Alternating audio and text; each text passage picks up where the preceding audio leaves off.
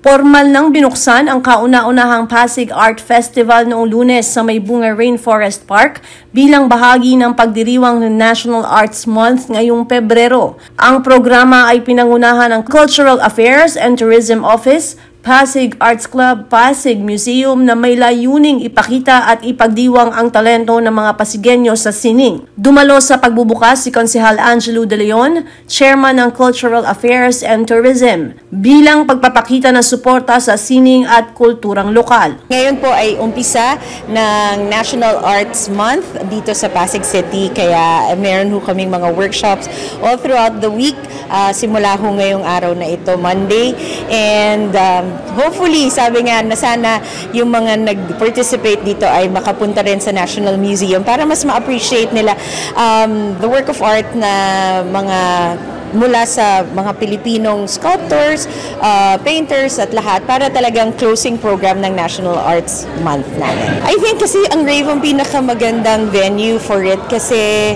marami siyang avenues to appreciate art. Ang art naman ay hindi lang ito patungkol sa painting, kung hindi patungkol din to sa environment, patungkol din ito sa mga magagandang architectures na nakikita natin dito sa Rave. At kaya naman isa to sa pinakamagandang venue.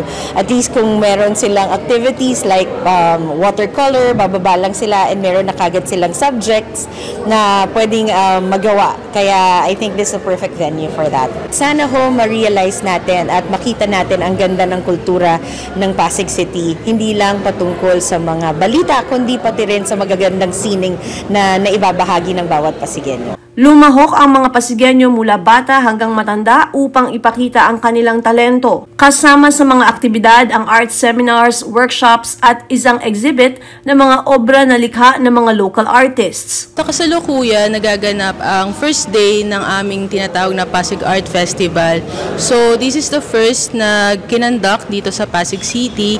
So for the week-long celebration ng National Arts Month po kasi for the month of February. Ito ay patungkol sa selebrasyon ng sining.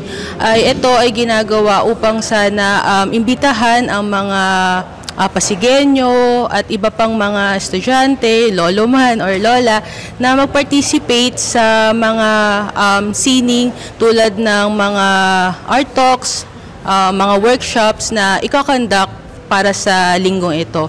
Also, magkakaroon din kami ng mga art exhibit and booths kung saan makikita yung mga tinitindang mga artworks or handicrafts na tubong Pasig. We invited mostly are from the school sectors, mga malalapit na mga eskwelahan mula dito sa venue. Also, we invite other organizations na such as Pasig Art Club, which is our partner, and other cultural groups po sa mga dadating pa pong mga araw. We invite you po all to join and participate our week-long celebration of Pasig Art Festival starting today. So the details po ng ating event ay usually nag-start around 9 a.m. to 3 p.m. So sa mga dadating na araw ay magkakaroon ng mga art exhibits, meron din pong art walk within the May Bunga Rainforest Park. Meron din po mga performances mula sa ating Pasig City Symphonic Band at iba pa pong mga cultural presentations po. Sana bisitahin niyo po kami. So sa ating mga Pasigueño, sana ay bigyan pa rin po natin ng importansya o pagpapahalaga ang kultura at sining sa ating lungsod sapagkat ang mga bagay na to ang siyang nagsasabi o nagdidikta kung ano ang ating gagawin sa hinaharap. Ako si Luan Peñano para sa latest ng iNews Pasig.